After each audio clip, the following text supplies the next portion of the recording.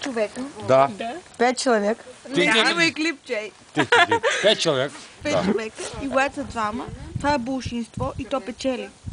Не, стоп. Хорошо. От двама човека. Тихо, стоп. Така че... 5 човек это всичко. Това е...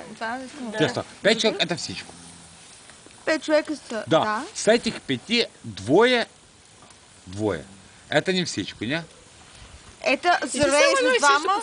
Не, стоп. Есть 5 человек. Не, стоп. Есть 5 человек. 5 човека, да. Да, это всичко. Да. Один это не всичко.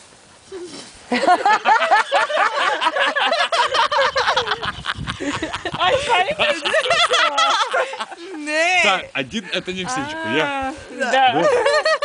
А 2?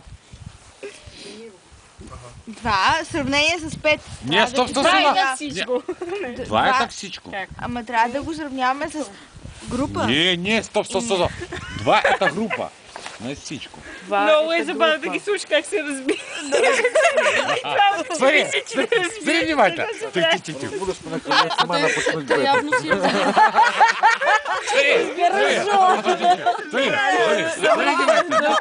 Смотри внимательно.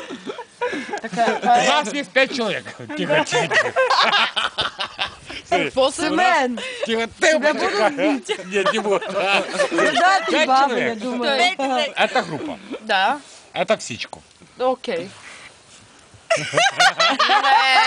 Един човек, ето ми е всичко. человек, это не всичко. Да, бе, да. Да, бе, да. А 2 это всичко.